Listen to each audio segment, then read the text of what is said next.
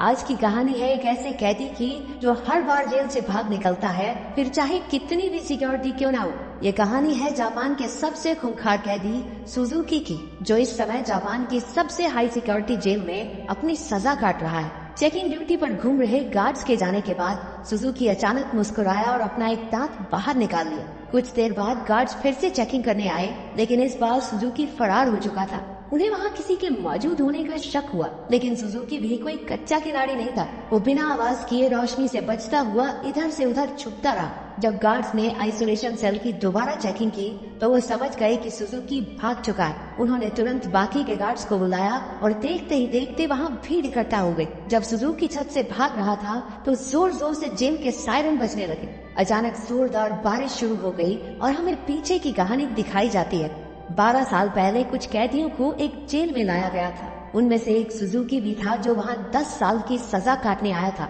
क्योंकि वो कभी कुछ बोलता नहीं था तो सबने मान लिया कि वो शायद गूंगा है। उसकी छाती पर माउंट फिजी का उल्टा टैटू भी था। सुजुकी उस समय भी जेल से भागने के लिए मशहूर था और अब तक 3 बार ऐसा कर चुका था। इसके बाद सुजुकी को एक छोटे से कमरे में लाया गया जहाँ सिर्फ एक रोशनदान था।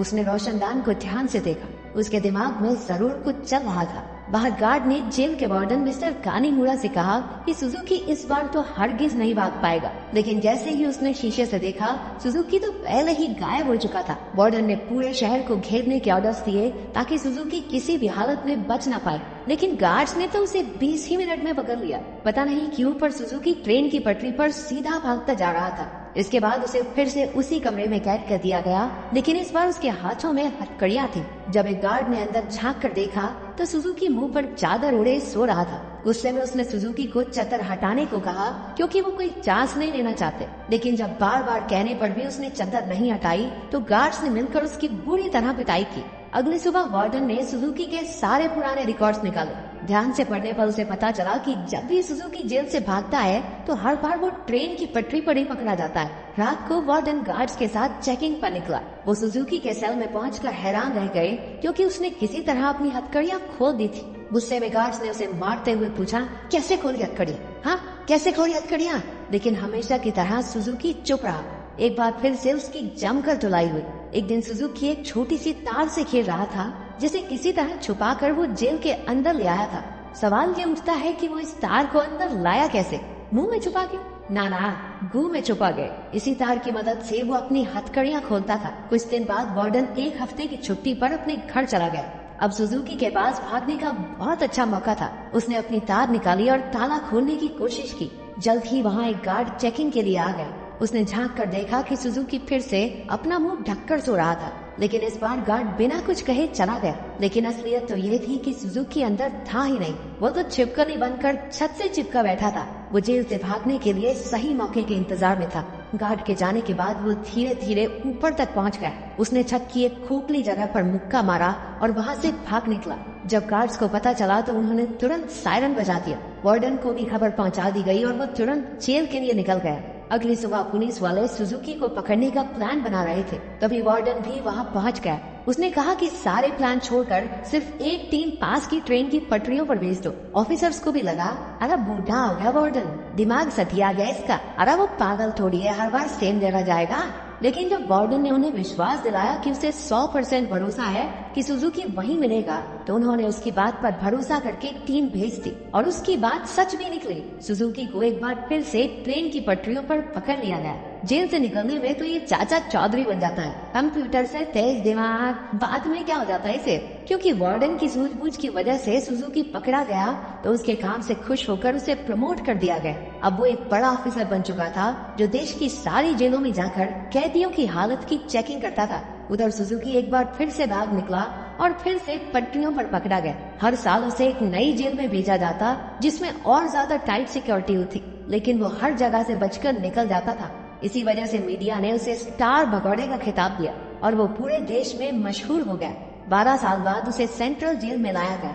यहाँ वो कड़ी सिक्योरिटी में था क्योंकि 10 गार्ड सिर्फ उसी पर निगरानी रखने के लिए खड़े थे।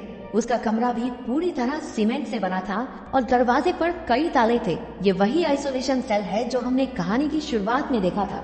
गार्ड्स के जाने के बाद सुजुकी ने चारों ओर नजर दौड़ाई। वो एक बार फिर से भागने की तैयारी में था। एक गार्ड ने खाना लाकर उसके सेल में रखा, लेकिन उसके जाने से पहले ही सुजुकी ने उसे पकड़कर हथकड़ी लगा दी। गार्ड ने तुरंत सीटी बजा दी, जिससे कई और गार्ड्स वहां आ पहुंचे। उन्होंने मार मार कर उसकी बुरी हालत कर दी।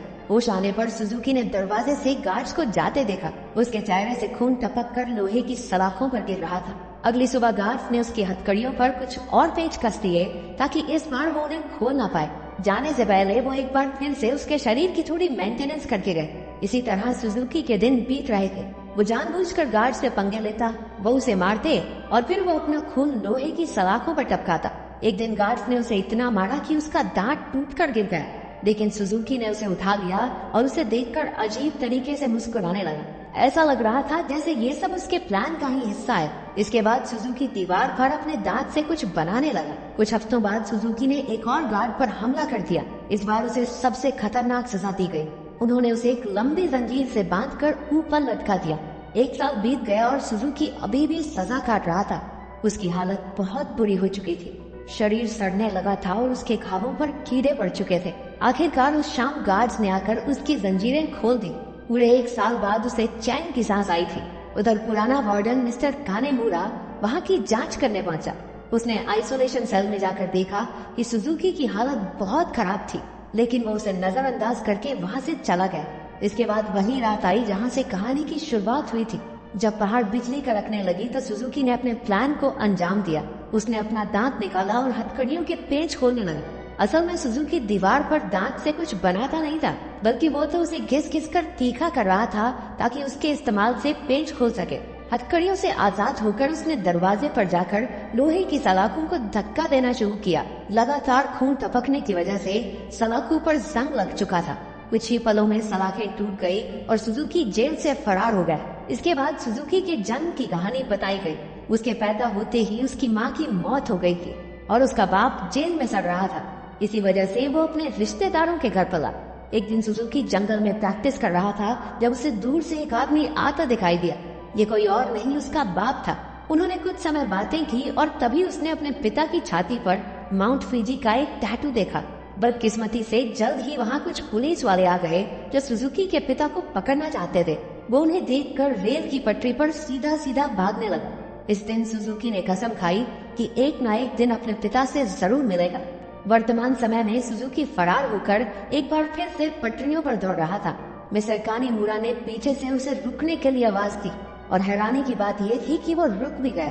कुछ ही देर में गार्ड्स की एक टीम आकर उसे पकड़कर ले गई। देश की सबसे कड़ी सिक्योरिटी की जेल भी सुजुकी को नहीं रोक पाई, इसलिए मिस्टर कानेमुरा ने उसे धरती की सबसे खतरनाक जेल प्रिजन आइल में भेजने के ऑर्डर्स दे दिए।